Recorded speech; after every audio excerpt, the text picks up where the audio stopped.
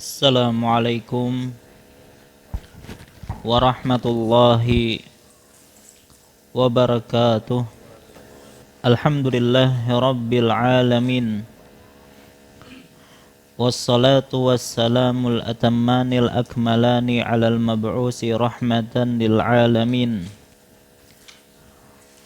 Nabiyina wa rasulina Muhammadin wa ala alihi wa ashabihi wa man tabi'ahum bi ihsanin ila yaumiddin. Amma ba'd. Fa ya ibadallah, kaum muslimin wal muslimat rahimani Allahu wa iyyakum. Alhamdulillah, segala puji bagi Allah Subhanahu wa taala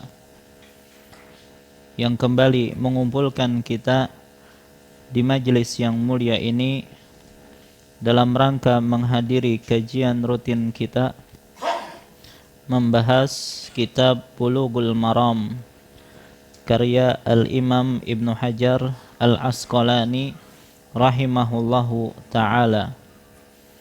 Salawat serta salam semoga senantiasa tercurahkan kepada junjungan kita Nabi besar Muhammad sallallahu alaihi wasallam, kepada keluarga beliau, para sahabat beliau, dan orang-orang yang istiqamah di atas jalan beliau ila yaumil qiyamah. Insyaallah pada kesempatan malam hari ini kembali kita akan melanjutkan pelajaran kita. Jadi teknis memandikan jenazah. Ketika kita belajar tentang fikih mandi wajib,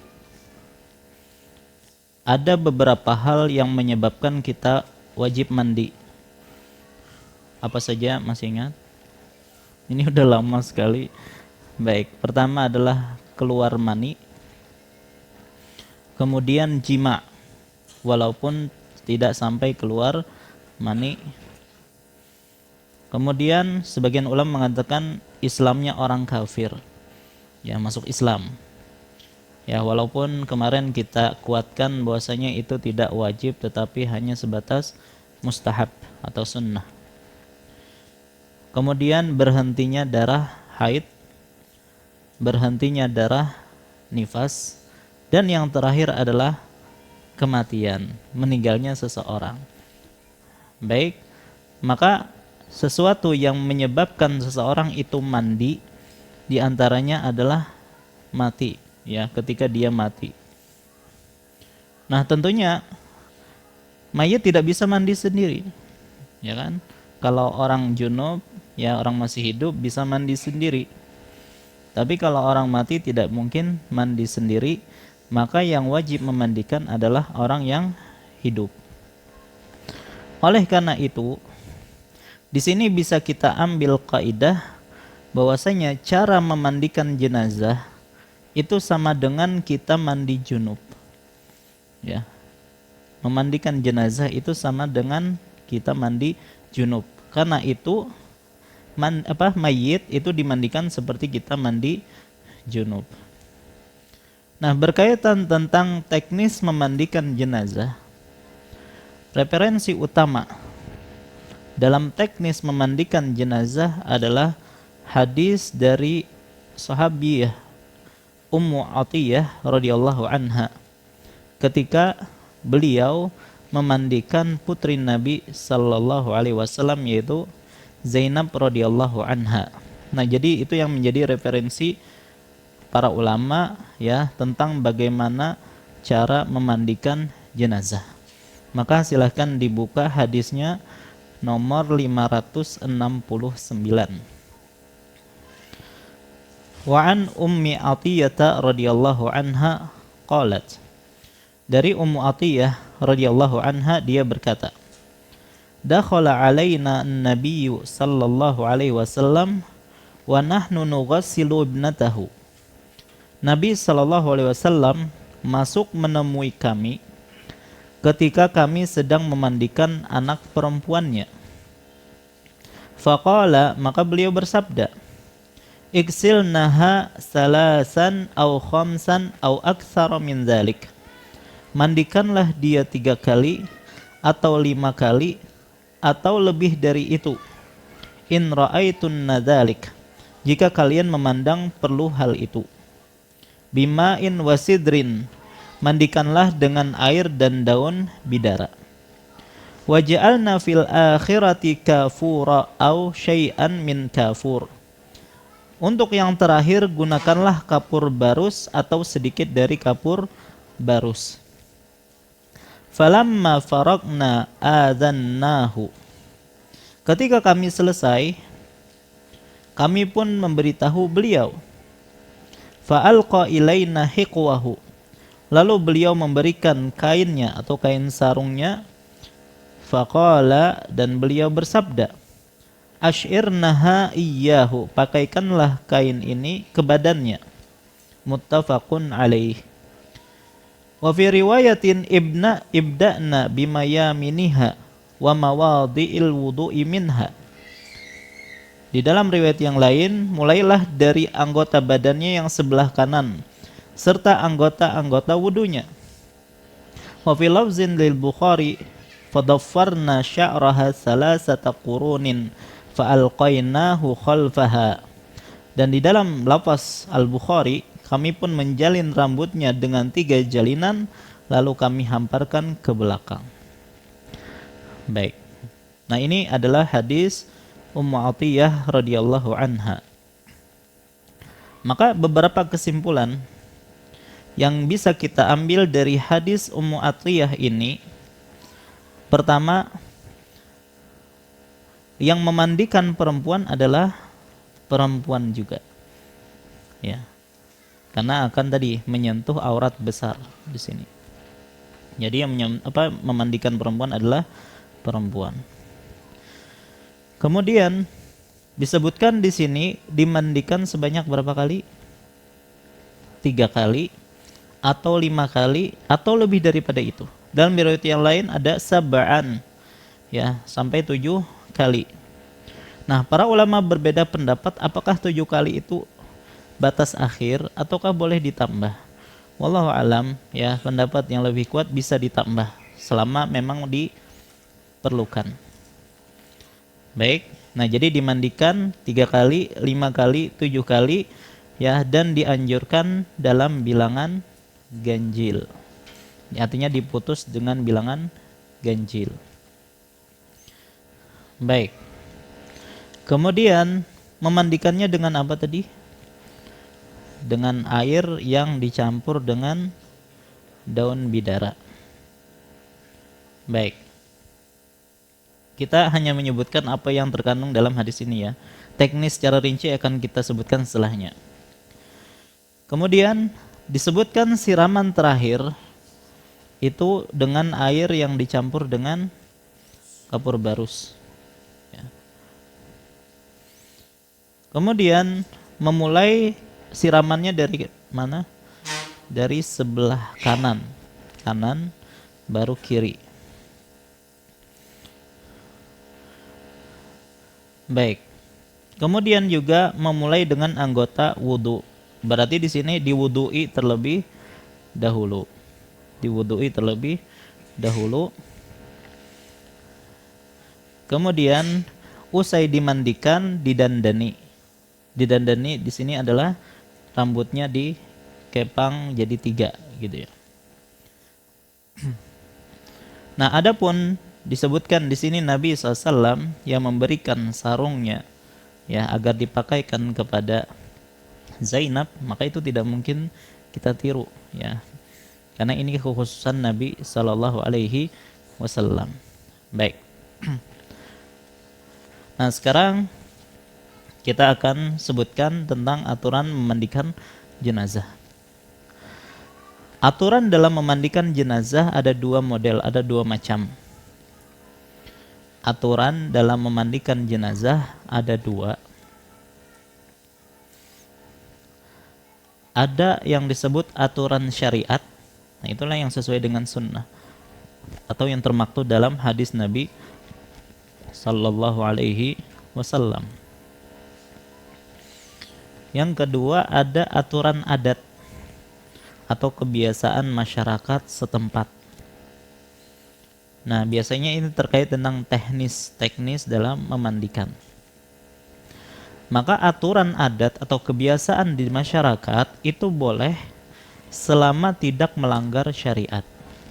Mohon ulangi. Jadi aturan adat atau kebiasaan masyarakat setempat ya, biasanya terkait tentang masalah teknis pemandian, maka ini diperbolehkan selama tidak melanggar syariat. Contoh yang adat ini ya. Sebagian daerah itu kalau memandikan itu di pangku, Pak. Ya, diasuh di pangku. Jadi mungkin tidak ditaruh di meja gitu ya. Maka itu tidak masalah selama tidak ada keyakinan. Kalau ada keyakinan, katanya kalau nggak di pangku pamali kan misalnya, maka ini nggak boleh kalau ada keyakinan demikian. Hukum asalnya boleh, tidak masalah selama tidak ada keyakinan seperti itu. Sebagian daerah diletakkan di atas gedebok pisang itu, Pak. Batang pisang itu dipotong-potong. Bisa 2 buting aja di tengah-tengah mayitnya, atau dipotong-potong jadi kayak diletakkan di atas mayitnya ya. Jadi ada beberapa dipotong-potong di situ di atas mayitnya, atau 2 kayak gini di tengah-tengah mayitnya. Ya, tapi ingat harus kuat ini ya penopangnya. Jangan sampai mayitnya malah jatuh atau patah itunya kan. Baik. Sebagian juga ada di atas bambu. Ya. Kalau sekarang kan ada meja khusus itu yang alasnya itu silikon ya. Nah, itu mungkin yang lebih baik ya. Begitu juga tentang campuran air. Sebagian mencampurkan bunga. Ya, selain daun bidara terkadang dicampurkan juga dengan bunga biasa yang dijual di pasaran tuh. Ya. Atau ada juga yang menambahkan kulit jeruk purut. Ya, terutama yang ketika dicampur dengan kapur barus gunanya untuk pengawetan. Maka ini tidak masalah, ya, tidak masalah. Jadi lebih ke arah teknis sebenarnya. Adapun misalnya contoh yang tidak boleh, mungkin sebagian daerah itu memandikannya dengan dicelupkan jenazahnya, diangkat gitu. Maka ini tidak menghormati mayit kalau seperti ini. Ya, jadi kalau hal ini melanggar aturan syariat, ya, maka itu tidak diperbolehkan. Baik. Sekarang kita berpindah ke tahapan memandikan mayit. Pertama, tahapan persiapan. Tahapan persiapan.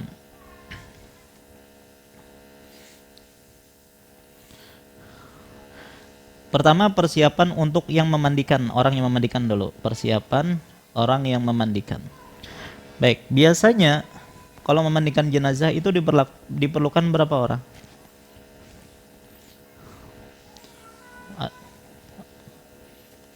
Dua atau 3 cukup gitu ya. Ada lagi yang lain? Baik, sebenarnya cukup aja 2 ataupun 3 ya. Walaupun kalau mau ideal itu 5, itu maksimal. Ya. Kenapa? 5 itu siapa aja? Pertama, 2 orang di kepalanya, bagian kanan dan kiri kepalanya, dan ini pemandi utama. Kemudian 2 lagi di sekitar auratnya. Yang fungsi 2 orang ini menjaga aurat jangan sampai tersingkap. Terus satunya bagian kaki itu yang menyalurkan air, yang ngasih air ke pemandi. Ya. Nah, kenapa kita katakan idealnya itu 5? Supaya kerja itu lebih cepat, efektif, nggak ribut. Ya. Tapi tentunya ini bagi mereka yang sudah biasa ya. Kadang kalau yang baru-baru itu ribut kalau memandikan jenazah karena tidak terbiasa. Makanya sebenarnya perlu tim khusus untuk memandikan jenazah yang memang sudah terlatih. Ya, tadi usahakan 5 orang kalau bisa. Boleh kurang 4 ataupun 3. Baik. Begitu juga terkadang dilihat jenazahnya itu Kalau besar ya perlu banyak lagi orangnya. Baik. Nah, jadi itu adalah orangnya ya. Idealnya 5 orang, boleh kurang 4 ataupun 3. Kemudian yang perlu dikenakan oleh orang yang memandikan jenazah apa saja? Ini kita berbicara ideal ya. Sebenarnya kalaupun tidak pakai apa-apa ya, tidak masalah. Ya. Cuman yang lebih utama pakai sarung tangan. Itu sepanjang memandikan dianjurkan sekali memakai sarung tangan. Kemudian memakai masker. Kali aja misalnya kebetulan mayatnya bau. Ya. Apalagi kalau misalnya mayatnya terendam lama misalnya kan di air, wah itu bau. Kadang mungkin kalau nggak pakai masker itu bisa muntah-muntah. Bahkan terkadang pakai masker pun tetap keciuman. Jadi perlu pakai masker. Lebih baik lagi kalau ada pelindung, celemek ya kayak itu ya. Nah itu biar menghindari kotornya baju dari yang memandikan. Baik, kemudian yang dipersiapkan juga sifat amanah tentunya ya. Orang ini harus berbekal sifat amanah, jangan sampai dia menyebarkan aib yang ada pada mayit. Dan yang penting juga bekal mental yang kuat. Ya. Ini jadi teori itu gampang lah. Kita menyampaikan ini gampang. Cuman kalau langsung berhadapan dengan mayatnya enggak semua orang bisa. Ya. Sebagian orang gemetaran ketika memandikan jenazah. Ya, apalagi kalau jenazahnya itu mungkin habis kecelakaan, ya, atau kepalanya nggak ada, coba bayangkan. Baik, nah dahulu ada, ingat kita waktu di Madinah kan dekat Masjid Nabawi itu ada pemandian khusus jenazah. Pokoknya setiap ada jenazah dibawa ke situ untuk dimandikan. Nah, pernah kami ada program pelatihan pemandian jenazah di situ. Nah, orang yang melatih itu bercerita. Dahulu ada mahasiswa katanya yang berlatih di situ, ya. Waktu itu pakai boneka dia berlatihnya. Pas lagi dia latihan, datang mayat asli. Ya, mayat aslinya kecelakaan gitu kan, mungkin berdarah-darah gitu kan. Maka langsung disuruh, nah nih praktek langsung kan. Apa yang terjadi? Pingsan, Pak. Baik, nah sebagian orang nggak tahan ya melihat darah gitu. Maka dalam hal ini perlu mental yang kuat. Jadi tidak semua orang bisa memandikan jenazah ya, walaupun secara teori bisa gitu. Baik, nah ini berkaitan tentang persiapan orang yang memandikan. Adapun persiapan memandikan sendiri, memandikan jenazah, pertama adalah siapkan 3 jenis air. Siapkan 3 jenis air.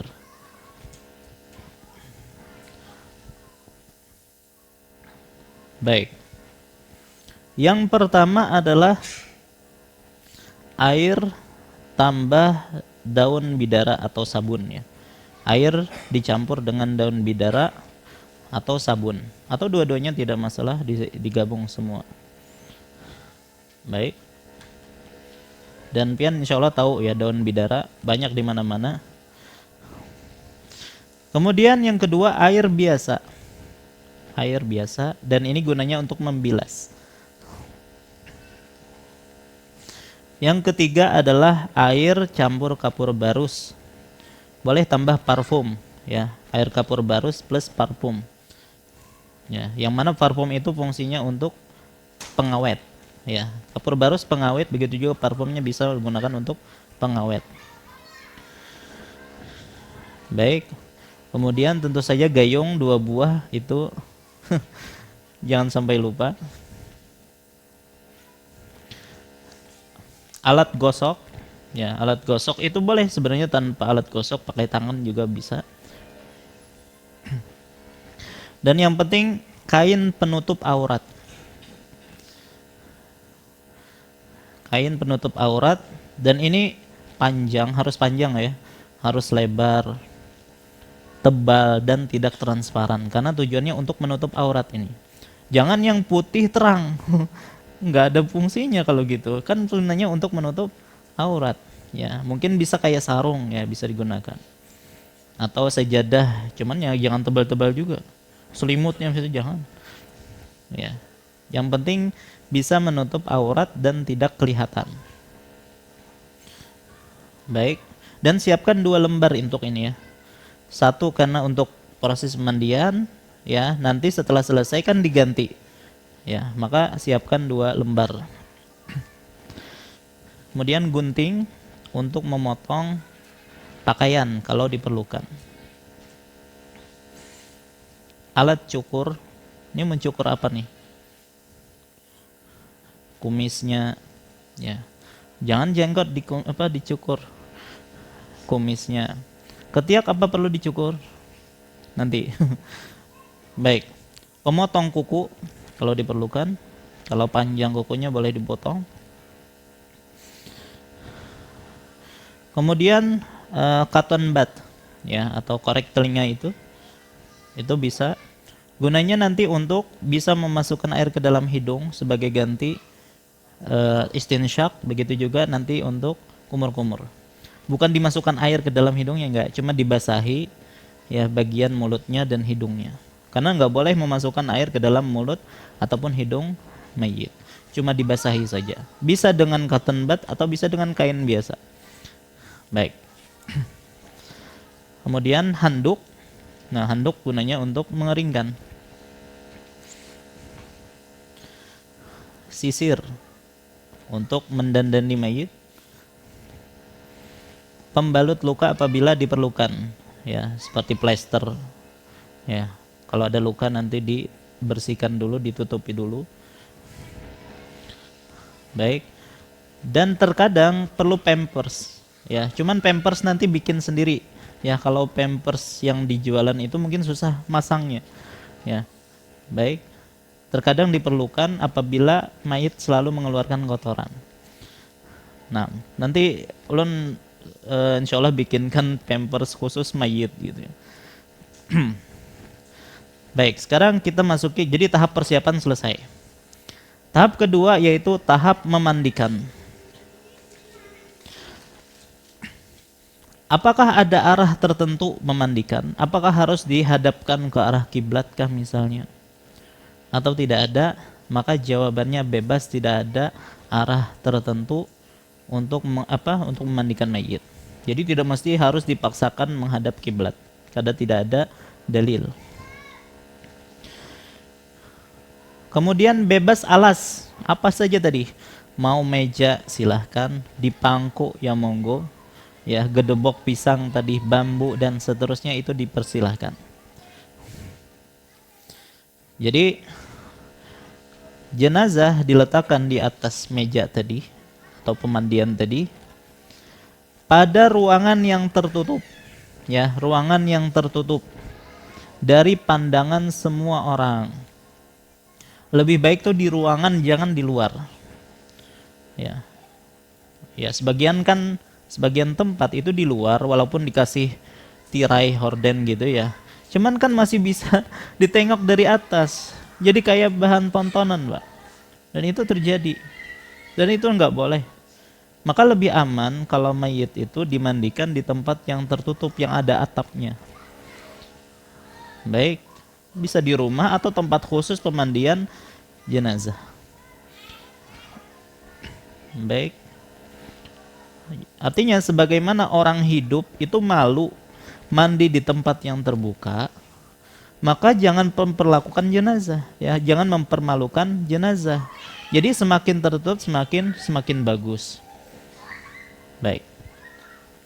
Dan proses pemandian jenazah hanya dihadiri oleh orang yang langsung terlibat dalam proses pemandian tersebut, atau orang yang dibutuhkan, ya. Mungkin dia tidak langsung memandikan tapi dibutuhkan. Misalnya untuk memegang hordennya kan, misalnya, tidak masalah. Ya, pokoknya yang hadir ketika pemandian hanya orang yang memandikan atau yang dibutuhkan, ya, ketika memandikan jenazah. Karena tadi bisa jadi ada cacat kan tadi, jangan sampai itu tersebar ke orang-orang. Baik. Kemudian, nah, jadi setelah diletakkan, maka lemaskan ruas-ruas persendian tulang, ya. Tangan, kaki itu dilemaskan.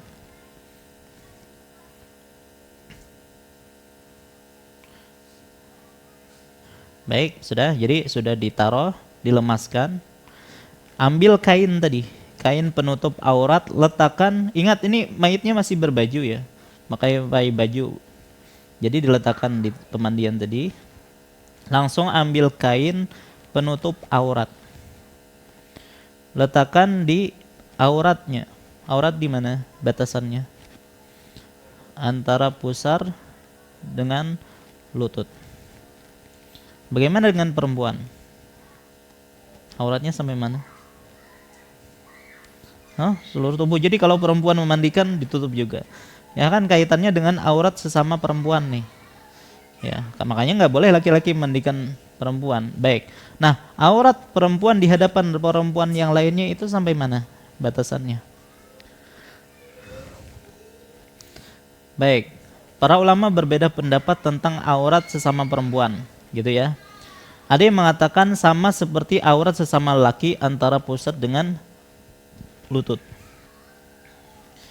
Tapi wallahu alam, ulun pribadi lebih condong kepada pendapat yang menyatakan bahwasanya aurat perempuan di hadapan perempuan yang lain itu adalah baik sesuatu yang biasa tertutup di antara mereka. Contohnya gini, payudara itu tidak biasa terbuka di antara sesama perempuan. Tidak biasa terbuka kecuali ketika kapan? Menyusui anak. Nah itu dimaafkan ketika menyusui anak, perempuan yang lain melihat. Ya, cuman selain dari itu, maka mereka biasanya tidak membuka aurat mereka di hadapan perempuan yang lain. Maka sebagian ulama mengatakan itu termasuk aurat kecuali dalam kondisi hajat. Maka kalau bisa ketika memandikan jenazah perempuan, payudaranya tetap ditutup, kecuali kalau dibutuhkan untuk dibuka maka tidak masalah. Paham insyaallah? Baik. Jadi hukum asalnya tetap ditutup ya, kecuali kalau dibutuhkan dibuka maka tidak dibuka. Tapi kalau aurat besar tidak boleh dibuka sama sekali. Ya, aurat besar tidak boleh dibuka sama sekali. Baik. Nah, jadi ini adalah langkah berikutnya ya, harus ditutup bagian auratnya baru dilepas pakaiannya. Nah, melepas pakaian kalau mudah dilepaskan tanpa harus dipotong atau digunting, maka silahkan. Tapi kalau susah, maka dipotong, digunting. Nah, bagaimana tekniknya nanti kita sebutkan setelah salat insyaallah. Wallahu taala alam wa sallallahu ala nabiyina Muhammad wa ala alihi wasallam. Assalamualaikum warahmatullahi wabarakatuh. Alhamdulillah wassalatu wassalamu ala Rasulillah wa ala alihi wa ashabihi wa man walah, amma ba'd. Fa insyaallah kita lanjutkan kembali pembahasan kita. Maka tadi telah kita sebutkan setelah mayit diletakkan di meja pemandian, kemudian kita lemaskan ruas-ruas persendian tulangnya, kemudian ambil kain untuk menutupi bagian auratnya. Lalu setelah itu kita tanggalkan pakaiannya. Memang para ulama berbeda pendapat apakah mayit itu ketika dimandikan ya hanya bagian auratnya saja yang ditutupi ataukah seluruh tubuhnya. Ya, sebagian ulama menyatakan seluruh tubuhnya itu ditutupi, tapi dengan kain tipis, yang mana air itu disiramkan dari atasnya. Tapi wallahu alam, pendapat yang lebih kuat itu dilepaskan pakaiannya. Ya, yang ditutupi hanya bagian auratnya saja. Berdasarkan hadis atau asar dari Aisyah radhiyallahu anha, beliau mengisahkan mereka para sahabat ketika hendak memandikan Nabi sallallahu alaihi wasallam, mereka berkata, "Demi Allah, kita tidak tahu apakah kita harus melepas pakaian beliau seperti kita melepas pakaian orang-orang yang meninggal di antara kita, ataukah kita memandikan jenazah beliau dengan pakaian yang masih melekat pada tubuh beliau." Jadi para sahabat itu ragu ketika ingin memandikan Nabi sallallahu alaihi wasallam, apakah pakaian Nabi itu perlu dilepas sebagaimana kami melepas pakaian mayit-mayit kita, ya, ataukah tidak. Nah, ini menunjukkan bahwasanya para sahabat dahulu ketika mereka ingin memandikan jenazah, mereka melepaskan pakaian-pakaian jenazah tersebut. Baik. Nah, berkaitan dengan Nabi SAW, ya, ketika mereka berselisih tentang hal itu, Allah membuat mereka tidur. Ya, Allah membuat para sahabat tertidur, kemudian mereka bermimpi. Ya, ada pembicara di situ, ada yang berbicara, mandikanlah Nabi SAW dan biarkanlah pakaiannya tetap melekat pada beliau. Baik, maka akhirnya para sahabat pun tidak melepas pakaian Nabi Sallallahu Alaihi Wasallam. Ya, jadi mereka menuangkan air di atas baju gamis beliau, ya, tanpa menyentuh langsung Nabi Sallallahu Alaihi Wasallam. Nah, ini kekhususan Nabi Sallallahu Alaihi Wasallam. Adapun yang selainnya maka dianjurkan untuk dilepas, karena hal itu lebih memudahkan untuk memandikan, kemudian juga lebih bersih, lebih maksimal. Nah, adapun untuk melepaskannya, kalau tadi mudah dilepaskan tanpa harus dipotong, maka itu silahkan.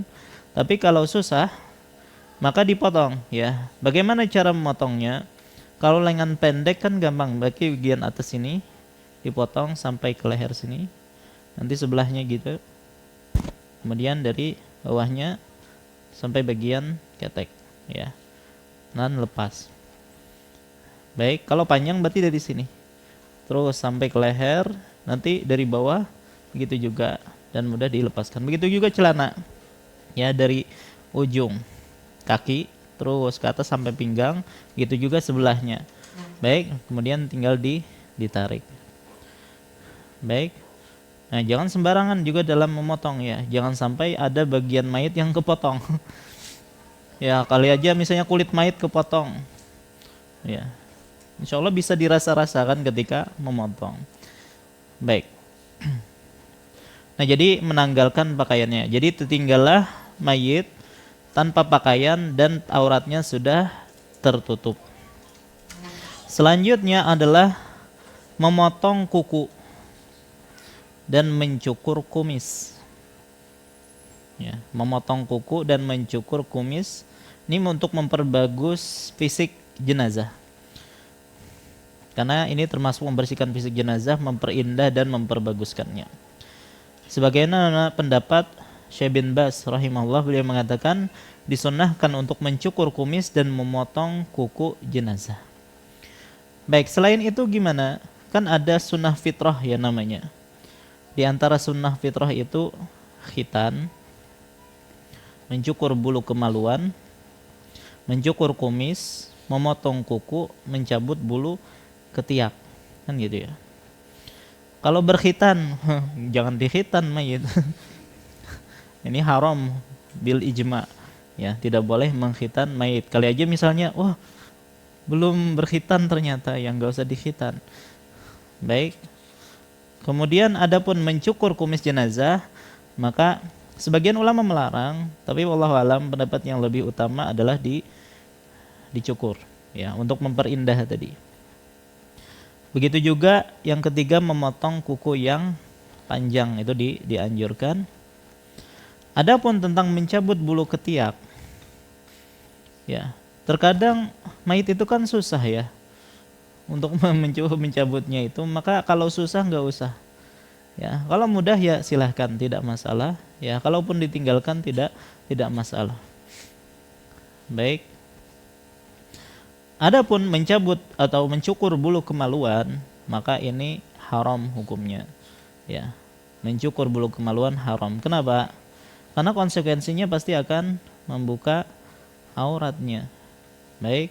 Walaupun memang ada yang menganjurkan, tapi wallahu alam pendapat yang lebih kuat itu diharamkan, tidak diperbolehkan. Jadi yang dianjurkan adalah mencukur kumis dan juga memotong kuku. Adapun ketiak tadi dilihat kemudahannya, kalau mudah maka dipersilahkan. Baik, kemudian berikutnya setelah mencukur kumis dan juga memotong kuku, membersihkan najis dari kubulnya. Kubul itu apa? Kemaluan bagian depan, ya, kemaluannya bagian depan dulu. Ya, jadi kalau ada mungkin kencingnya itu dibersihkan. Jadi diutamakan membersihkan itu ya, atau meistinjai ya istilahnya ya. Itu bagian depan dulu. Sudah? Kemudian yang berikutnya membersihkan najis dari duburnya. Nah, bagaimana caranya? Pertama, mayit kan begini ya, terlentang gini, maka kita angkat punggungnya sehingga mendekati duduk, tapi jangan pas rata gitu. Ya, pelan-pelan tapi ya. Ingat dalam masalah memandikan mayit itu diperhatikan kelembutan. Ya. Karena mematahkan tulang mayit itu sama mematahkannya ketika dia hidup, sama-sama diharamkan. Ya, maka harus dengan kelembutan. Baik, kita angkat. Nah, ini tugas dua orang yang di depan ini kan. Mengangkat sampai dia hampir duduk ya, tapi tidak pas rata seperti itu, agak miring ke kanan gini. Kemudian diurut perutnya, pelan-pelan mengurutnya. Sampai kotoran-kotoran yang ada di dalam perutnya itu keluar. Ya. Dan mayit itu mudah keluar karena nggak ada yang menahan. Kalau orang hidup kan masih bisa nahan ya. Kalau mayit itu dia keluar secara otomatis. Kalau memang ada kotorannya, artinya mungkin kotoran yang harusnya keluar, mati malah nggak keluar, maka kalau kita urut maka dia akan keluar. Baik. Nah, ingat proses pemandian tadi dari awal memang sudah pakai sarung tangan, dan wajib ketika tadi membersihkan kemaluan itu pakai sarung tangan. Ya. Kalau nggak ada sarung tangan, mungkin kain bisa dililitkan ke tangan, ya. Jadi kalau menggosok biasa itu mustahabnya atau dianjurkannya pakai sarung tangan. Tapi kalau masalah kemaluan wajib untuk menutup tangan. Baik. Maka seperti tadi diurut. Nah, kemudian kalau keluar maka disiram sekaligus dibersihkan. Ya, dan membersihkannya tangan kiri. Baik. Setelah sudah bersih, pokoknya banyak terus disiram tuh. Nanti yang kawannya yang nyiramin, mungkin satunya yang bersihkan. Maka ini tentang kerjasama antara dua orang ini. Setelah dibersihkan, sudah tidak ada lagi kotoran yang keluar, maka kembalikan posisi mayit terlentang dan ganti sarung tangannya yang bekas membersihkan tadi. Ya, jangan sampai itu lagi yang dipakai. Ya, masa nanti di muka mayit kan, ganti dengan yang lain. Baik. Kemudian selanjutnya, nah setelah kita istinjai mayit tadi sudah bersih, kalau kita lihat ada luka-luka di mayit, darah-darah, itu bersihkan dulu. Kalau mungkin ada luka yang terus mengeluarkan darahnya, bisa dikasih plester biar berhenti darahnya. Ya, dibalut dulu. Ya, sudah. Maka setelahnya mewudukan jenazah. Baik, kalau kita lihat di praktek banyak ya di kampung-kampung itu mereka mengakhirkan wudu. Ya, wudunya itu diakhirkan, nggak di awal. Padahal yang sunnah itu adalah sebagaimana ketika mandi wajib disunahkan itu wudu terlebih dahulu. Baik, maka mewudukan jenazah sebagaimana kita mewudukan diri kita sendiri. Ya, ketika kita wudu, pertama adalah cuci tangan mayit keduanya, kanan dulu baru kiri sebanyak 3 kali, ya, dengan niat mewudukan mayit, ya. Baca bismillah sebagaimana kita membaca bismillah. Kemudian ambil kain, basahkan kain tersebut, baik. Kemudian masukkan ke mulutnya, bersihkan giginya, baik. Gak perlu pakai sikat gigi ya, gak perlu disikat giginya, cukup dibersihkan kayak gitu, digosok, ya. Begitu juga masukkan kain basah tadi ke hidungnya. Ini sebagai ganti dari madmadah atau kumur-kumur dan juga istinsyaq, memasukkan air ke dalam hidung. Boleh pakai cotton bud tadi, ya. Kalau memang susah kalau misalnya pakai kain. Sudah?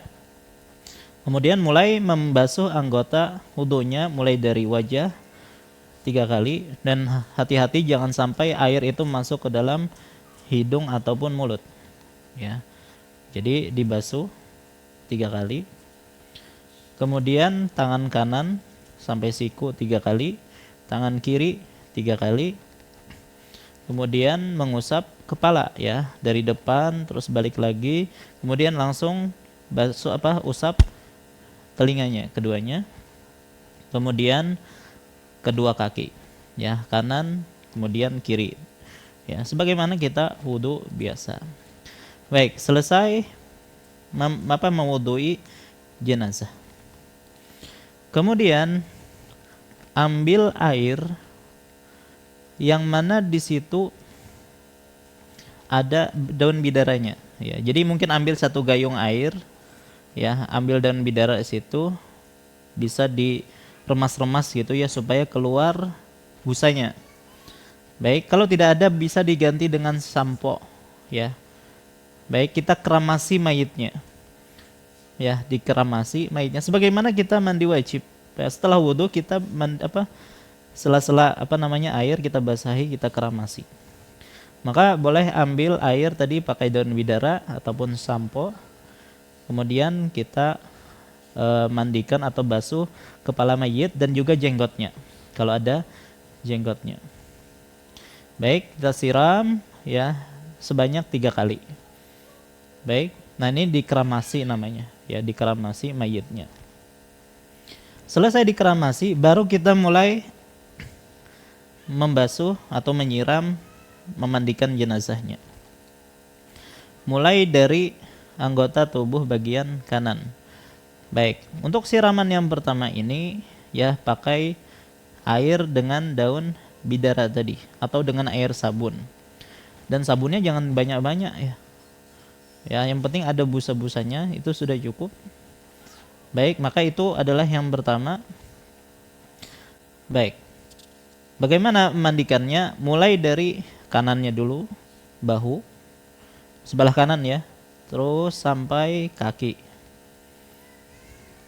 Sudah, jadi tangan, terus ke leher, terus sampai bahu, sampai kaki.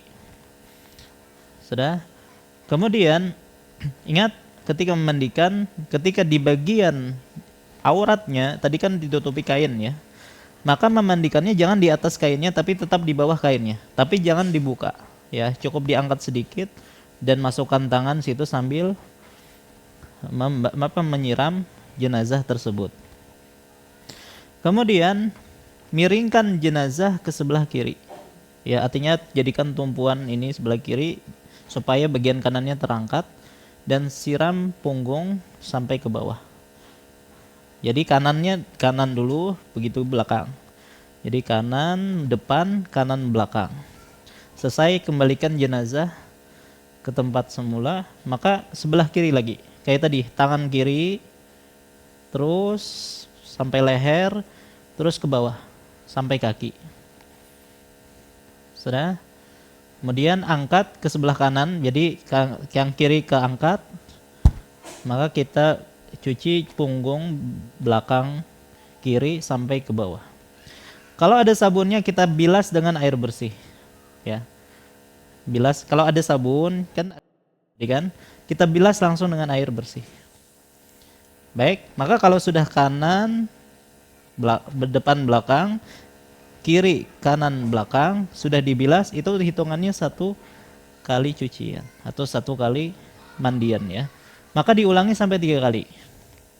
Ya, maka itu lagi, kanan lagi, belakang lagi, kiri depan, kiri belakang, maka bilas 2 kali. Ya, gitu lagi sampai tiga kali. Nah, yang paling sunnah itu asalnya adalah tiga kali ini. Sudah? Maka kalau misalnya perlu ditambah lagi, oh ternyata masih kotor kah misalnya, ya maka perlu ditambah lagi, maka silahkan. Ingat ketika membasuh tadi sambil digosok, badan mayit itu sambil digosok, tapi dengan cara lembut tadi. Sudah? Kalau sudah dipandang 3 kali cukup, maka sudah selesai memandikan dengan air sabun atau air bidara tadi. Ingat, air bersih gunanya tadi untuk apa? Membilas. Maka kalau sudah, maka diakhiri dengan memandikan dengan air kapur barus atau parfum tadi. Nah, untuk memandikan air parfum air kapur barus ini, maka mulai dari kepala, karena supaya ingin seluruh tubuhnya itu kena air ini, karena ini tujuannya untuk mengawetkan tadi. Maka kita mandikan dari kepala, kemudian bagian kanan juga tadi, kemudian belakang, itu juga kiri, belakang, kiri. Paham insyaallah? Baik. Kemudian perlu diulang kah? Atau jelas sudah? Baik. Nah, setelah selesai dengan kapur barus tadi, kemudian, nah kalau sudah dimandikan dengan kapur barus, qadarullah ternyata najis keluar lagi, ya. Dan ini terkadang terjadi ya, najis keluar lagi setelah dimandikan, tapi belum dikafani nih. Maka wajib membersihkan najis tersebut, bersihkan lagi najis tersebut, tapi tidak wajib mengulangi pemandian dari awal. Nah, cukup bersihkan najis tersebut. Dan ini menurut pendapat mayoritas ulama. Ya, tidak perlu dimandikan. Walaupun ada yang mengatakan wajib dimandikan lagi, diwudukan lagi dan seterusnya. Tapi wallahu alam itu tidak wajib. Baik. Apakah perlu diwudukan? Sama, tidak wajib diwudukan lagi. Baik. Nah, tapi kalau misalnya tidak berhenti gimana? Maka ambil kapas, ini kadang kapas diperlukan, sumpalkan ke duburnya, ya. Nah, kalau perlu tadi dikasih pampers tadi, ya, yang langsung dibuat untuk menutup duburnya supaya menghentikan keluarnya najis tadi.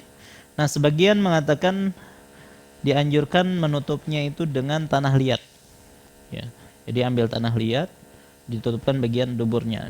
Mungkin ini lebih efektif ya daripada kapas. Ya. Baik, maka diperbolehkan seperti itu. Ini kalau diperlukan. Baik. Nah, setelah selesai,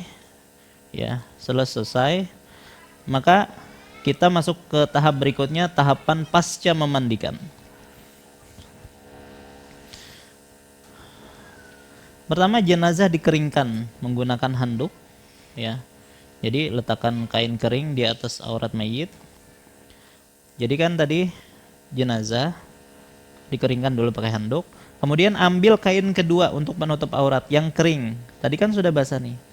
Letakkan di atas auratnya itu, ya, di atas kain yang basah, kita tutupi, kemudian kita tarik dari bawah, ya, untuk menggantikan yang basah. Yang penting aurat selalu terjaga. Dari awal sampai akhir pemandian, wajib aurat itu ditutup. Tidak boleh dibuka sama sekali dan tidak boleh dilihat sama sekali.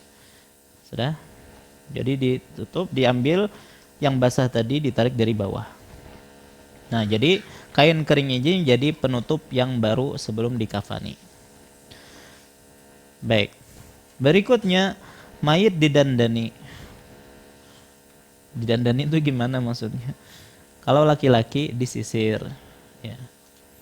Tapi perhatikan juga kalau misalnya disisir malah merusak kulit kepalanya, maka tinggalkan, nggak usah. Jadi kalau laki-laki disisir boleh. Kalau perempuan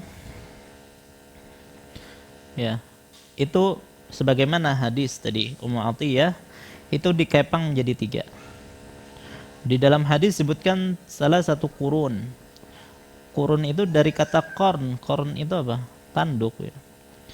Berarti seolah-olah tanduk. Jadi ada yang mengatakan sebelah kanan 1, kiri 1, tengah 1. Jadi di 3 anyaman gitu semuanya ditaruh di belakang. Bagaimana kalau laki-laki? Rambutnya panjang misalnya, gondrong, apakah perlu dikepang juga atau gimana?